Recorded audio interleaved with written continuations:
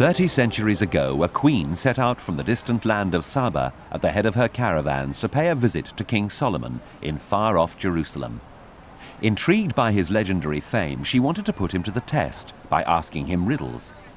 According to the Bible, no question was too obscure for the king. Dazzled by his wisdom and power, the Queen of Saba, the biblical land of Sheba, plied him with gifts of gold and spices, which had made her kingdom wealthy. She is a legend in Judaism, Christianity, and Islam. Over the centuries, painters and writers from East and West have depicted her in countless ways. But did the Queen of Sheba really exist? Certainly, in becoming a myth, she prevented the name of Saba, the land of perfumes and frankincense, from falling into oblivion. The Queen of Sheba remains a mystery. Archaeologists have yet to find conclusive proof that she existed. However, the Yemeni have no doubt that she did live. Dr. Yusuf Abdullah, Yemen's Director of Antiquities, explains. In Yemen here we have two main things. And this is why we claim that the Queen of Saba is from Yemen. We have two main evidence, indirect evidences. Number one, that there is no country in the whole world where you have the continuity of the legend, of the story, for the last 3,000 years like Yemen. You have it before Christ, you have it before Islam, and you have it after Islam, and you have it right now. Very, very vivid, very living in Yemen. Number two, you will find the ruins of the Kingdom of Saba in Maritime. You find the temples, you will find the palaces, you will find the dams, and you will find also the inscriptions in which the name Saba is written 100 times. So if there was a Queen of Sheba, and I believe that there was, it must be somewhere in Yemen, but no somewhere else.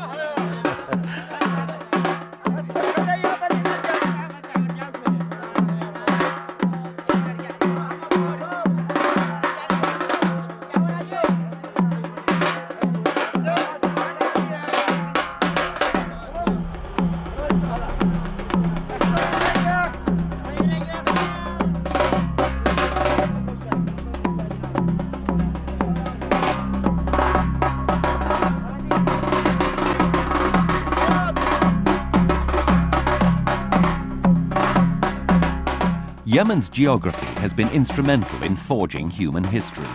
3,000 years ago, this history was created to the rhythm of camel trains bearing resins, essences, much more precious than gold, to distant lands.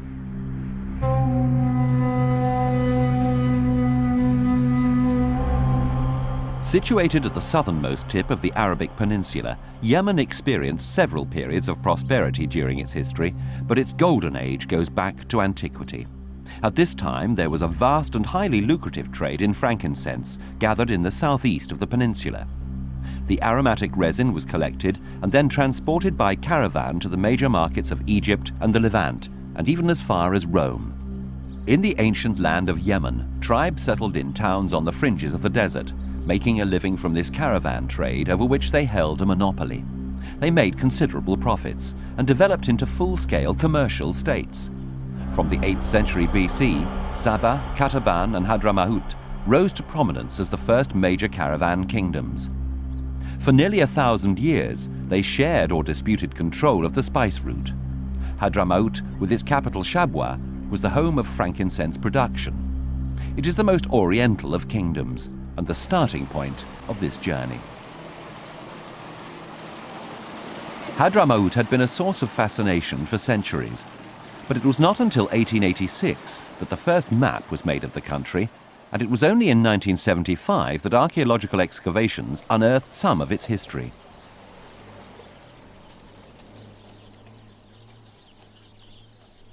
In spite of the obstacles they had to overcome, the first travelers told of the magnificent scenery, the unusual architecture, and the authenticity of the people, which had remained intact over the centuries.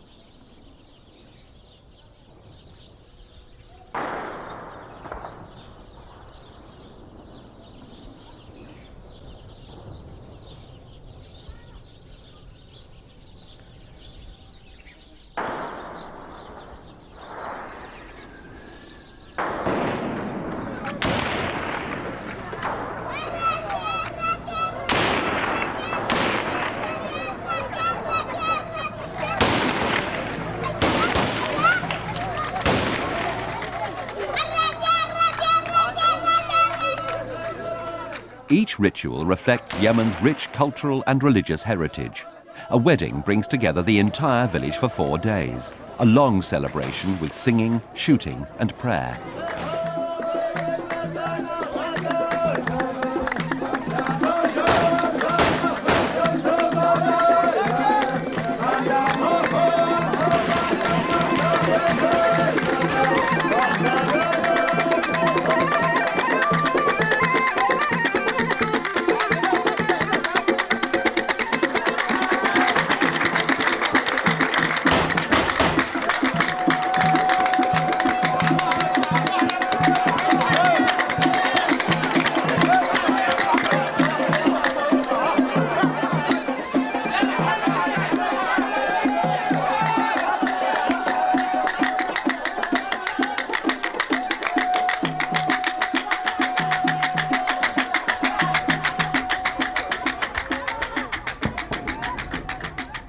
Hadram is a vast, arid plateau crisscrossed with deep valleys.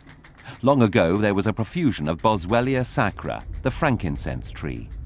Its resin gave off the fragrance so highly prized by Western and Eastern divinities.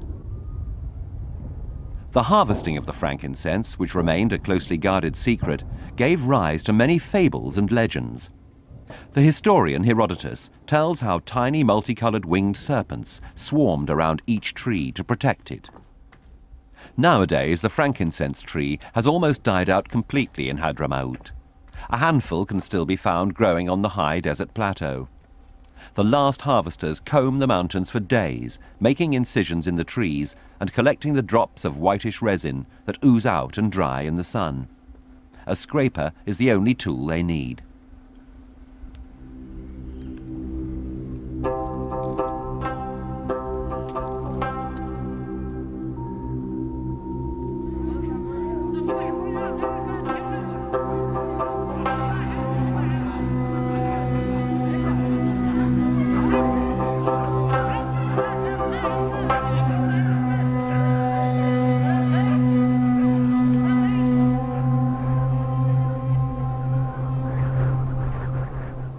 In the past, the frankincense harvests were all taken to Sheba, the capital of Hadram, before being transported to distant lands. Standing on the edge of the kingdom, the Sheba region was a vast, well-irrigated oasis. Drought has transformed it into a desert again, inhabited by Bedouin families who, like their ancestors, convey commodities across the sands.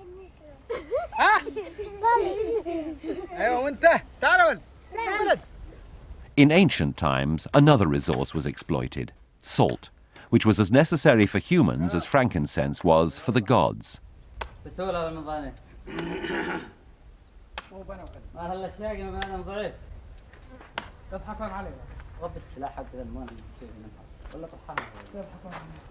أنا مالك الله ما يذكرنا أنا ملح شبوة إلا ملح شبوة إلا ملح شبوة إلا ملح شبوة إلا ملح شبوة يا محراك يا ملح شبوة إلا ملح شبوة راح الليل روح روح الليل روح روح الليل روح يا من تروح روح الليل روح روح الليل روح روح الليل روح روح الليل روح روح الليل روح روح علينا لينا والملح روح روح الملح روح نبي الله الله تحيا العدالة يا ولا ما تجح قال ابو صالح ما وجح يا ولا ما تجح قال ابو صالح ما وجح يا ما تجح قال ابو صالح ما وجح. Salt, frankincense and many other commodities finally reached the gates of the capital. Sheba is one of the most extensive archaeological sites in Yemen. Ravaged by attackers and looting, it was excavated in the 1970s by a French team. The archaeologists investigating Sheba probably had the words of Pliny the Elder ringing in their ears. The frankincense is taken by camel to Sheba, where a single gate is open to let it through. Taking any other route is a crime, which the kings have punished by death.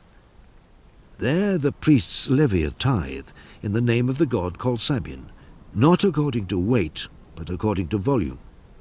None may be sold beforehand. This tithe is used to cover public expenditure, for the god feeds his guests generously for a certain number of days. Pliny the Elder described Shabwa as the city of 60 temples. Recent finds have proved that these many temples were in fact tower houses, similar to those that can be found at Shibam. With its 500 skyscrapers concentrated into a small area, Shibam is like a bastion rising up in the center of the Hadram Wadi.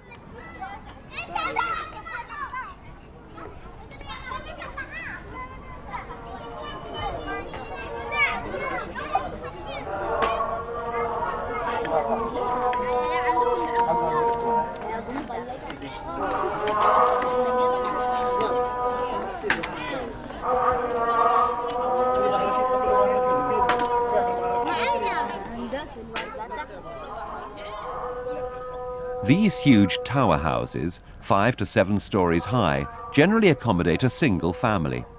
Built entirely of clay, the houses need continual maintenance, for unfired brick is fragile.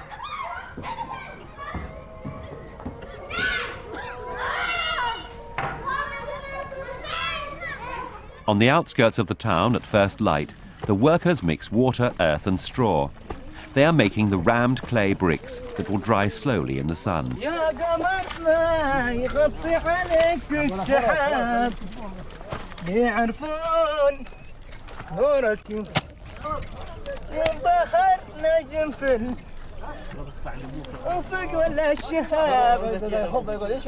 Not far from Shibam, Tarim is the last big town of the Hadram Wadi. In the early 19th century, merchants set out for Southeast Asia to make their fortunes in Indonesia or Singapore. On their return home, they built magnificent palaces, inspired by the style of Indonesian architecture.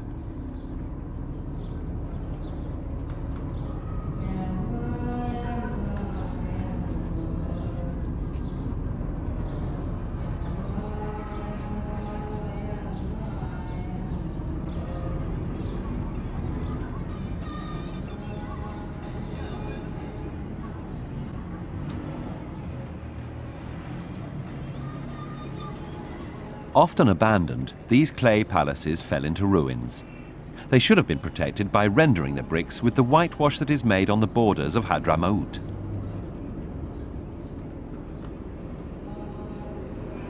There on the shores of the Indian Ocean, the lime kilns burn day and night to produce the necessary protection for the vulnerable Pisé buildings.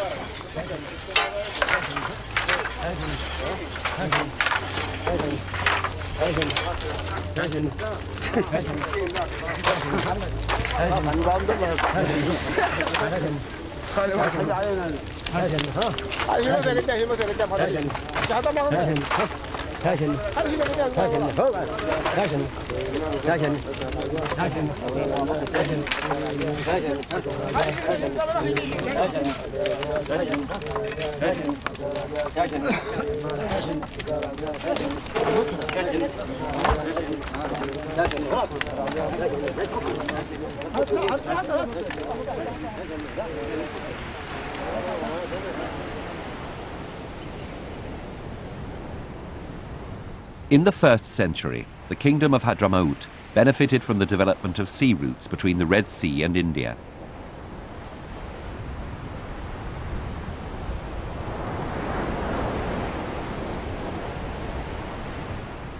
On the southern coast of Arabia, near the fishing village of Bir Ali, a volcanic peak dominates the remains of Kani. Sand covered what was, 2,000 years ago, Hadramaut's biggest port.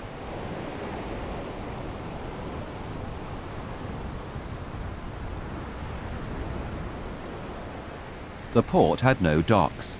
Ships would anchor in the middle of the bay and were unloaded by light craft that were hauled up onto the beach. Frankincense and many other precious commodities were stored in huge warehouses. Then vessels were loaded with goods destined for the Mediterranean or India. In 1985, a joint Russian-Yemeni archaeological expedition undertook a systematic excavation of the buried city of Kani. The remains were barely visible in the sand, but around 100 houses were uncovered, a temple dedicated to Sain, Hadramaut's supreme god, and a customs house.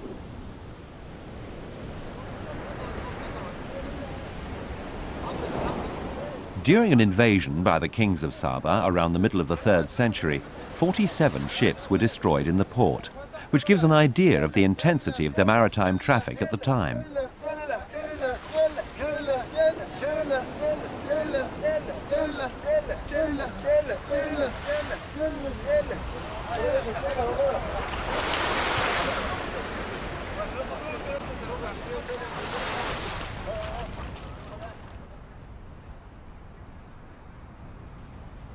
Kani was linked to Shabwa by a caravan route and the frankincense route which bordered the desert.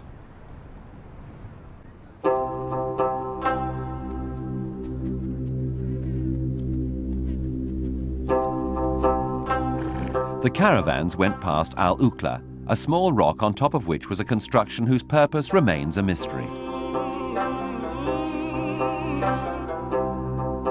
The last kings of Hadramaut came here accompanied by their retinues to perform an enthronement ritual. They inscribed their name and title on the rock.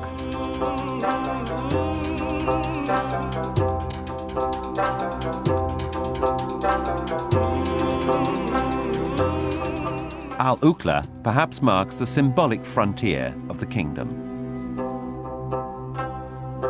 On leaving Hadramaut, the caravans headed towards Tamna, the capital of the Kingdom of Kataban. Unlike Hadramaut, Kataban did not produce frankincense. The kingdom profited from the passing traffic by levying transit taxes on the precious commodities in return for providing hospitality and protection for the merchants. In 1950, for the first time in Yemen, a foreign archaeological expedition obtained permission from the local authorities to excavate the region. A young American archaeologist, Wendell Phillips, led this massive enterprise. After weeks of searching, he began excavating Tamna.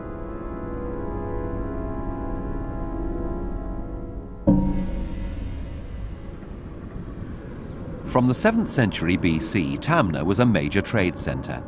The city was strategically positioned at the mouth of the Bayan Wadi, on the edge of the desert. Today, the remains of Tamna are buried under the sand.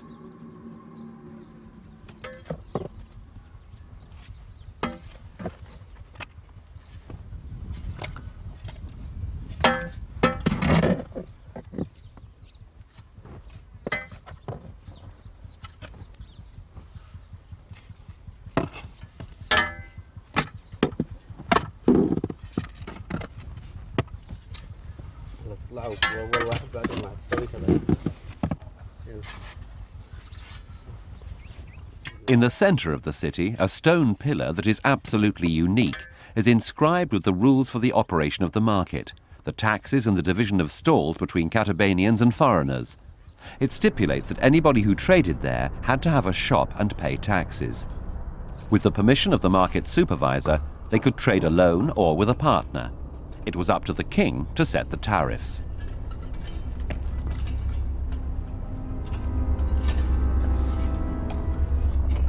Wendell Phillips' expedition began by excavating the south gate of Tamna, which is covered in inscriptions. They mention royal decrees whose contents have continued to baffle experts. Not far away, behind the surrounding wall, the archaeologists unearthed a complex of affluent residences.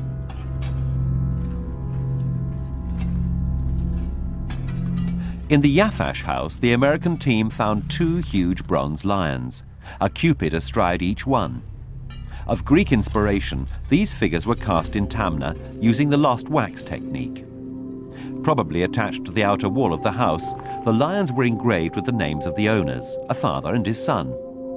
The motif of the smiling cupid, often said to be Dionysus as a child, must have reached the gates of Tamna via the frankincense route, the bridge between the Mediterranean world and Arabia Felix, happy Arabia. In another mansion, the Haddad house, the archaeologists discovered 2 outstanding bronzes, an oil lamp held by a hand attached to a votive plaque, as well as the famous Lady Barat.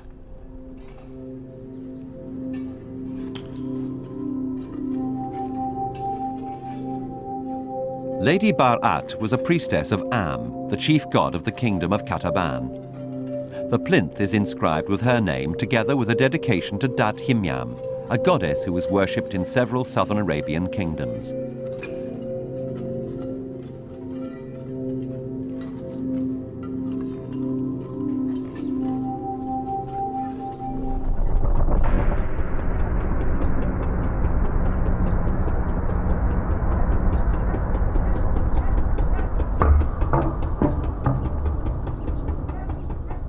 After excavating the houses, Wendell Phillips started uncovering a huge monument.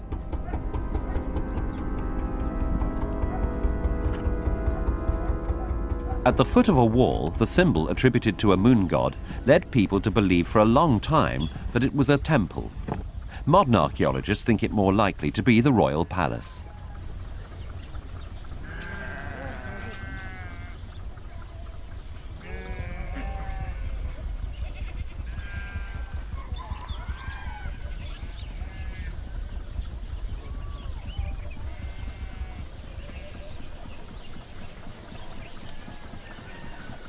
But it was outside the city, in the necropolis of Tamna, that Phillips made his most spectacular finds. The tombs contained a huge number of alabaster funereal carvings. Alabaster was a rare material that was imported into Kataban at vast expense. The Tamna sculptors were highly skilled, elevating the art of statuary to perfection.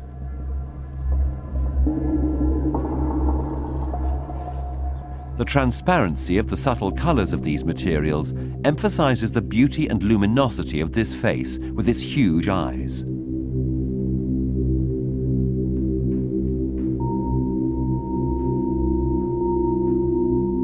The tombstones of Tamna often have the name of the deceased engraved on the plinth. The carvings are extremely lifelike.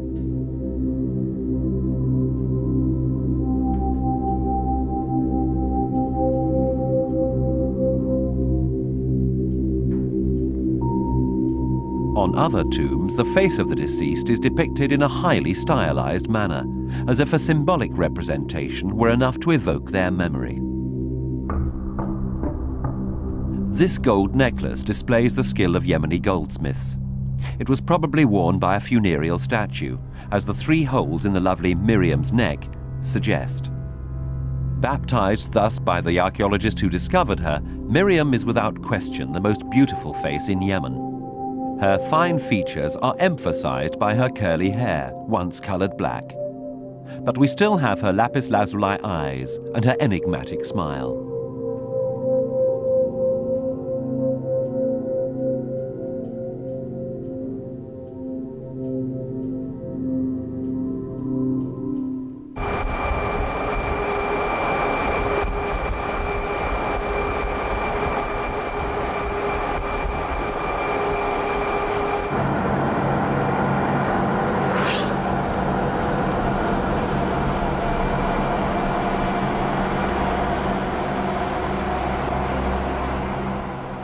From Tamna, the frankincense route leads to Maritime, the capital of the Kingdom of Saba, the cradle of South Arabian civilization. Around 680 BC, the Sabaean king Karib al-Watara conquered a large part of Yemen after 8 campaigns. He adopted the title of Mukarib, which means unifier, and imposed his rule on other kingdoms. At the end of the rule of Karib al-Watara, the little kingdom of Ma'in freed itself from Sabaean control. It specialized in caravan transportation, establishing trading posts along the frankincense route for the Sabaeans. Maritime, the capital of the Kingdom of Saba, was the biggest city in southern Arabia at that time.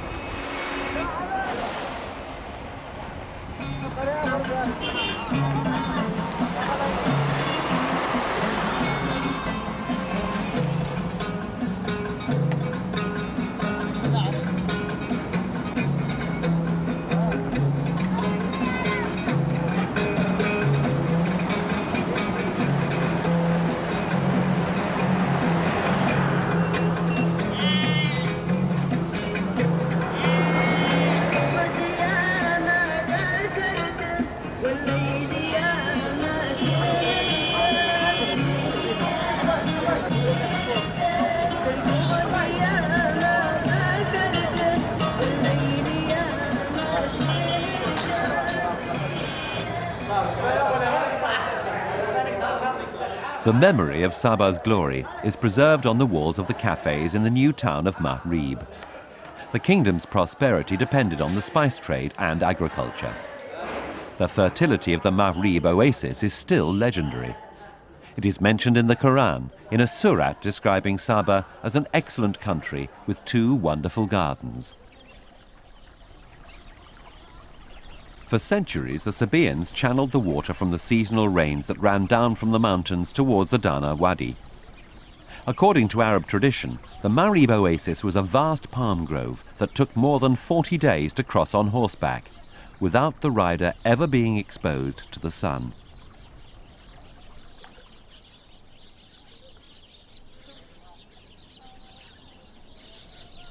These extraordinary walls of upright stones, built more than 3,000 years ago, are evidence of the oasis' first hydraulic systems.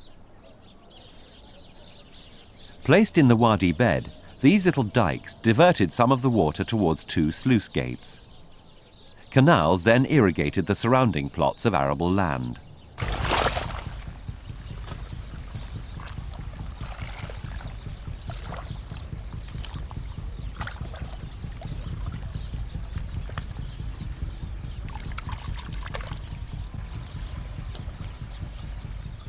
With time, the accumulation of alluvium caused the land level to rise. The little dikes became unusable and a large dam was needed. This construction, of which only 2 sluice gates remain, is an outstanding example of the ancient Yemeni sophisticated irrigation techniques.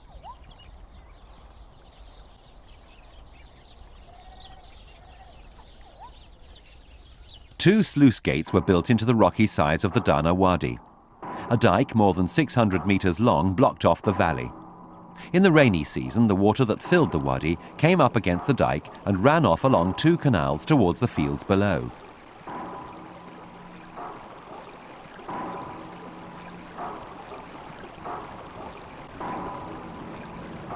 A complex arterial system redistributed the water over the plots of arable land.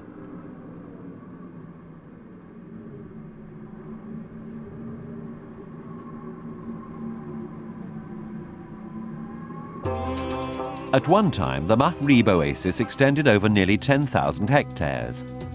Mahrib was the largest town, the economic and cultural hub of happy Arabia. The ruins of the former capital are 1 kilometer from the modern city, around the old village of Mahrib, abandoned since the civil war of 1962. In its heyday, the royal city was protected by a thick wall. It occupied an area of 110 hectares and had a population of more than 40,000. Archaeologists are now certain that the remains of the royal palace of Saba are still slumbering under the ruins of the old village. But this is yet to be confirmed by excavations.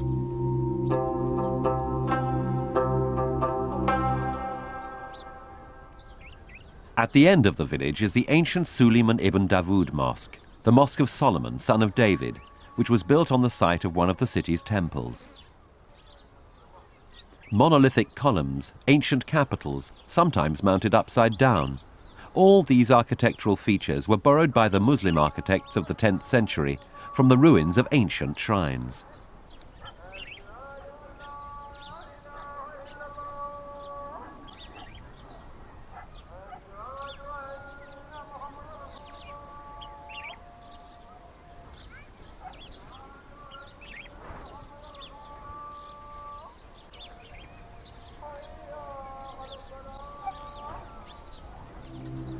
The 2 chief centers of Sabaean worship were outside the city, in the middle of the oasis. Pilgrims from all over the kingdom could thus pay tribute to the gods without jeopardizing the peace and order of the city. The Ba'an temple is dedicated to Al-Makka, the Sabaeans' chief god. German archaeologists have been excavating the sanctuary since 1988. The temple is made up of several parts. A forecourt surrounded on 3 sides by porticos, a sacred well in the center of the courtyard, and the sanctuary, built on a large platform.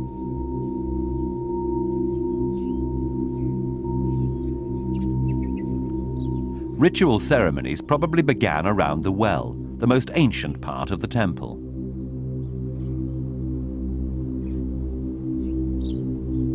The priests drew holy water which ran from the well into pools via pipes decorated with bulls' heads. The bull, whose horns evoke the crescent moon, is a holy animal, often depicted in South Arabian temples.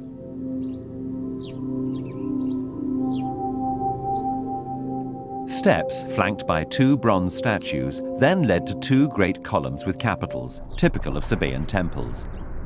Only the priests and high officials in charge of ritual offerings were authorized to go beyond the great columns and gain access to the Saint of Saints. The marks left in the stone suggest there was a life-sized bronze idol, probably representing a bull.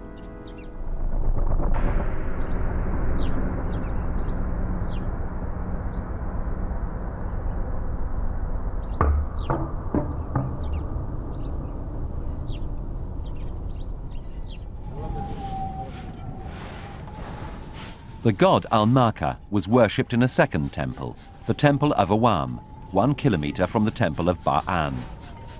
The Sabaeans went there on a pilgrimage each July at the beginning of the rainy season. The Temple of Awam was the biggest shrine in southern Arabia. Anybody taking refuge there received protection in this sacred place.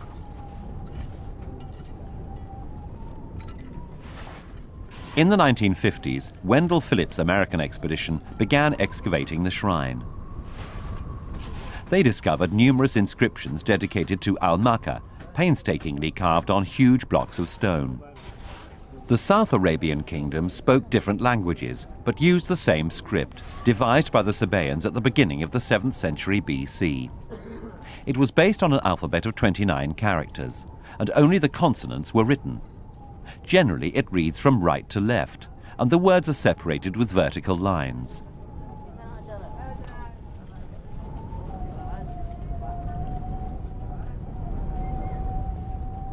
The Ethiopians still use a script that is similar to that of ancient South Arabia. This kinship enabled the 19th century epigraphists to decipher many of the inscriptions.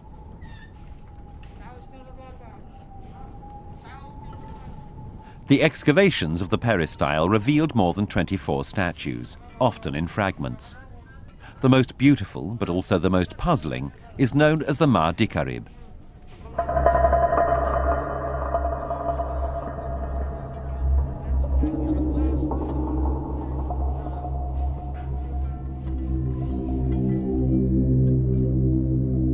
It is thought to date back to the 6th century BC and to have been offered up to the god Al-Maka by the father of Ma Dikarib.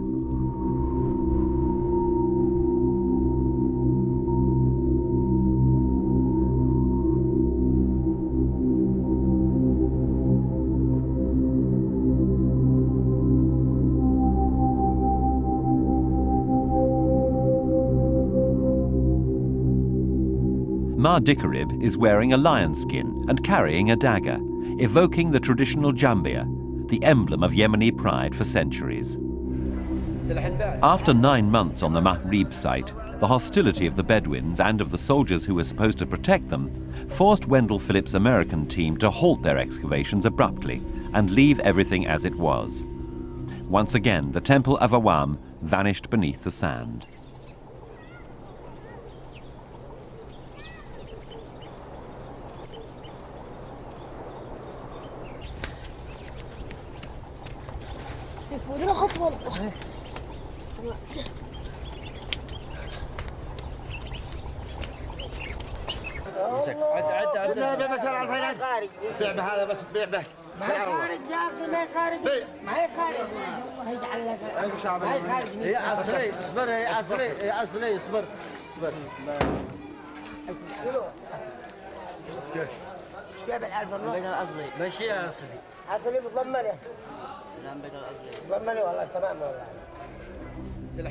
After 9 months at the Marib site, Wendell Phillips' American team, facing hostility from both Bedouins and the soldiers meant to protect them, had to abruptly halt their excavations. Abandonnant tout sur place.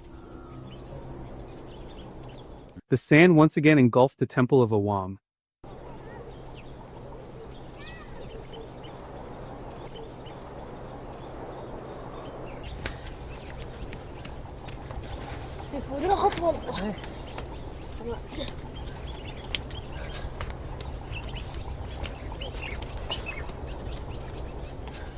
"45 years later, an American expedition, this time led by Marilyn Hodgson Phillips, Wendell Phillips' sister, made preparations to carry on excavating the shrine.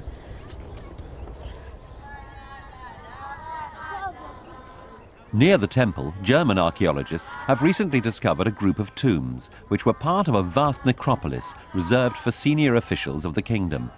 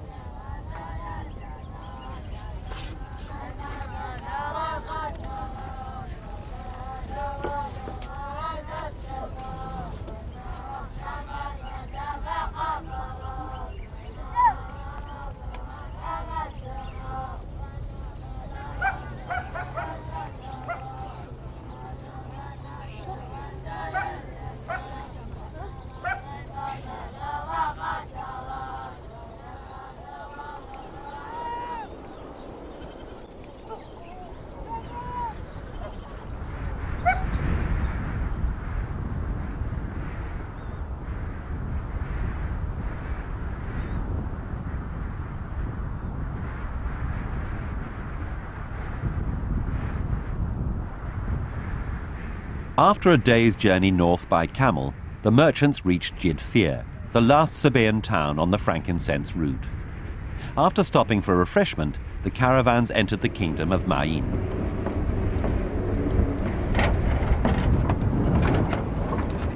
The ruins of Ma'in are in a territory now controlled by the Hamdan tribe. Relations between neighboring tribes are often strained, and it is essential to secure the protection of the Bedouins before entering the site. Surrounded by Sabaean land, the little Kingdom of Ma'in specialized in the caravan trade. The Minayans organized a huge network of trading posts in Arabia, the Near East and Egypt, extending as far as Greece.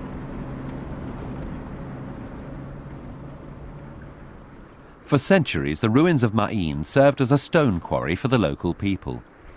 2 towers, linked to the surrounding walls by a corridor, are still standing. They controlled the main gate to the city.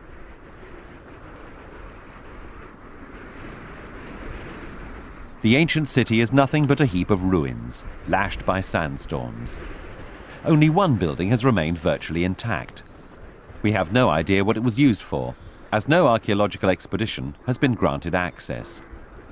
The Hamdan believe that the site belongs to them.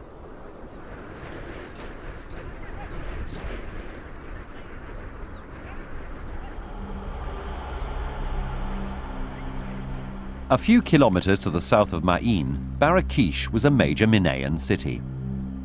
We have learned from inscriptions that the ancient city was called Yatil.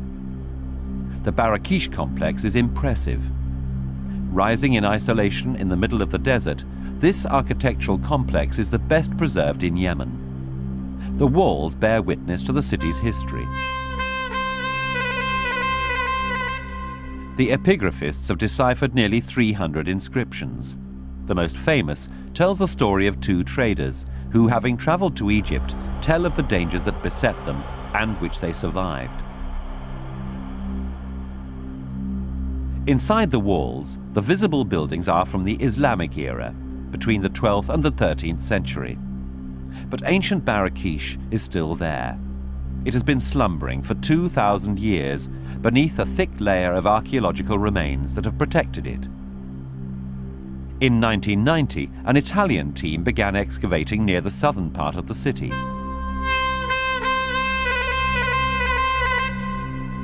After 2 years, one of the most beautiful temples of Yemen finally emerged from the sand. It was exceptionally well preserved.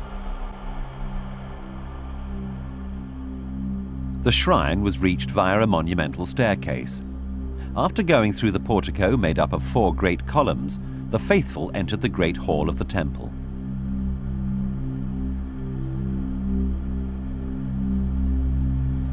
Here, animals were sacrificed to the god Nakra, the protector and healer in the Minayan pantheon.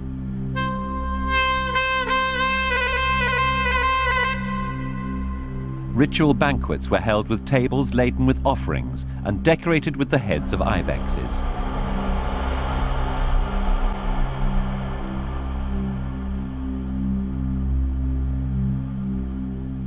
The temple had an annex where numerous objects were discovered, including a series of plaster faces. There is a visible Greek influence, which the Minoans spread throughout Yemen. Around 100 BC, the little kingdom of Main was devastated following attacks from the Arab tribes coming down from the north. Less than a century later, the Roman legions, which had become established in Egypt, coveted the wealth of happy Arabia. Around 25 BC, they captured Barakish and installed a garrison there. The Romans then set out for Marib, the capital of Saba. But after a 6-day siege, they withdrew, defeated by illness and thirst. Although the campaign apparently ended in failure, it did discover the exact location of the regions that produced frankincense. The recent discovery of the maritime route via the Red Sea enabled Roman merchants to bypass the middleman and trade directly with the kingdom of Hadram, which consequently embarked on a period of prosperity. The caravan kingdoms of Saba and Kataban, which derived their wealth from the trade rather than the production of frankincense, began to decline. At the beginning of the Christian era, the political situation was complicated. The old order was degenerating and a new one was forming, far from the ancient metropolises and the frankincense route. In the north, the caravan kingdom of Main had vanished more than 100 years earlier. In the west and in the center, little kingdoms and principalities were gaining their independence. One of these, Himyar, soon rose to prominence. From their capital, Zaffa, the Himyarites challenged the former caravan kingdoms to gain supremacy of the country. Kataban, which had grown progressively weaker, was the first victim. Around 275, after a confusing series of wars, Himyar conquered Saba, and then 20 or so years later, Hadram. For the first time in its history, Yemen was unified under one crown.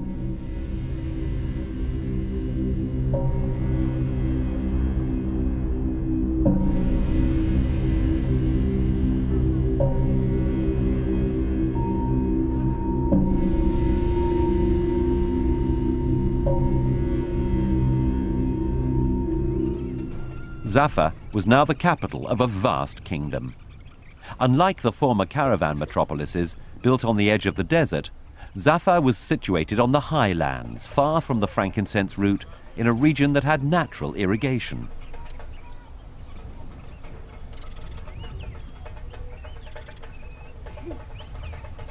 The royal palace dominated the city. For centuries, the population reused the painstakingly cut blocks of stone to build their houses. And now it's difficult to imagine Himyarite architecture.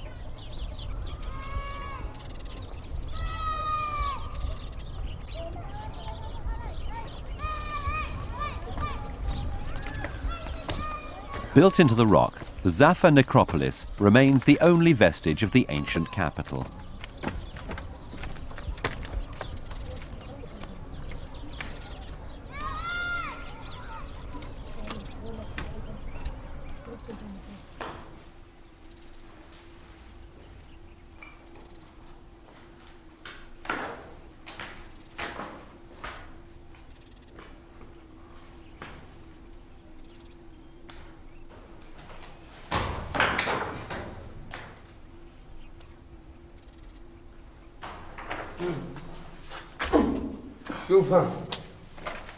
شوف العظام.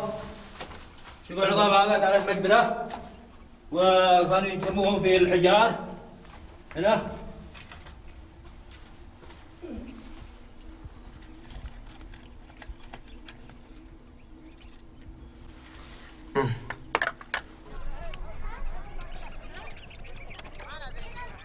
In the neighboring villages, many statues, inscriptions, and other decorative elements have been incorporated into the houses.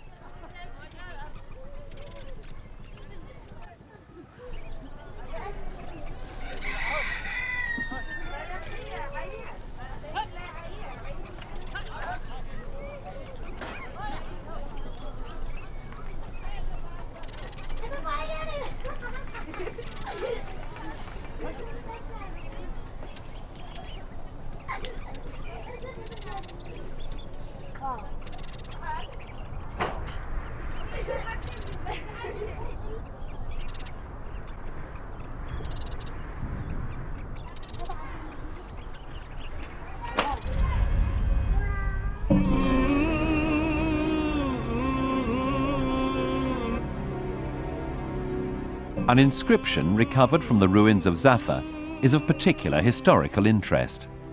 It records the conversion of the Himyarite kings to a monotheistic religion towards the end of the 4th century. It's not clear from the text whether the religion was Christianity or Judaism, or whether a local monotheistic cult had emerged.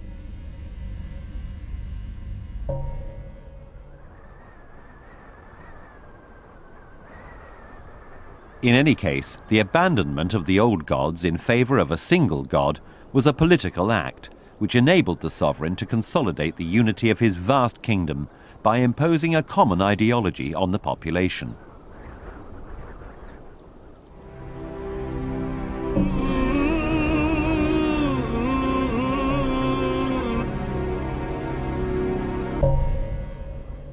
At the beginning of the 6th century, a prince called Yusuf as-Yat'a seized power and imposed Judaism as the state religion. The Christians living in the country were massacred in droves, and their churches burned down. In retaliation, the Ethiopians, converts to Christianity since the 4th century, invaded Arabia. They wiped out the armies of the Jewish king, who died in the battle, and installed a Christian king on the Himyarite throne. And it was the turn of the Jewish population to be persecuted. This sovereign was soon toppled by an Ethiopian general, Abraha, who declared himself king and chose Sana'a as his new capital. Legend has it that the city was founded by Shem, Noah's son. While he was preparing to build a palace in a neighboring valley, a bird stole his plumb line and flew off. Shem followed the creature until it dropped the tool at the foot of the Jebel Nogum, on the site of the present-day city.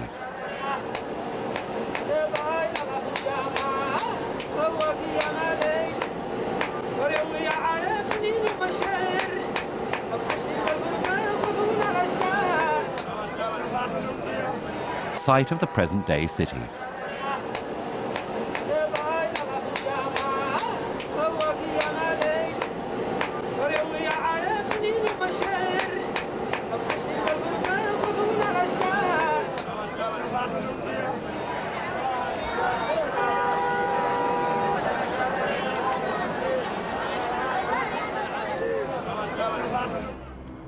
Abraha dreamed of making Sana'a a Christian pilgrimage center, where all the tribes of Arabia would converge. He built a magnificent, lavishly decorated cathedral. According to the chroniclers of the time, a gigantic alabaster window in the facade let in the sunlight and the moonlight, which was so bright that anyone who looked at it had to shield their eyes. Abraha's plans aroused the hostility of the Arab tribes of Mecca, whose pre-Islamic shrine of the Kaaba attracted all the tribes of Arabia. The Meccans provoked the Christians by going so far as to desecrate the Cathedral of Sana'a. Abraha then swore to destroy the Mecca shrine with the help of elephants from Ethiopia. But his army was decimated by the Meccan forces. That year, known as the Year of the Elephant, two events occurred of major significance for the Arab world: the collapse of the Great Dam at Mahrib and the birth of Muhammad, the Prophet of Islam. After a brief spell under Persian domination, Yemen converted to Islam in the 7th century.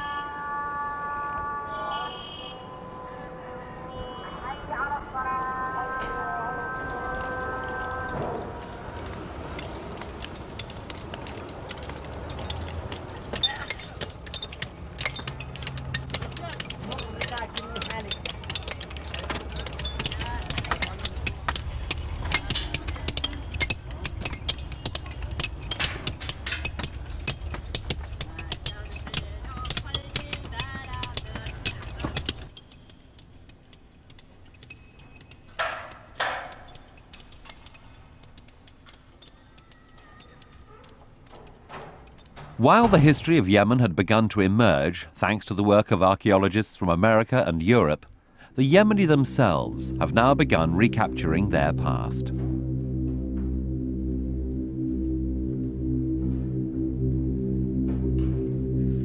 The University Museum at Sana'a houses some of their finest discoveries. like these mummies, which have spent 2,000 years in the shelter of the Shibam al-Jiras caves. But the dream of the Yemeni archaeologists is doubtless to find evidence of their still mythical sovereign, the legendary Queen of Sheba.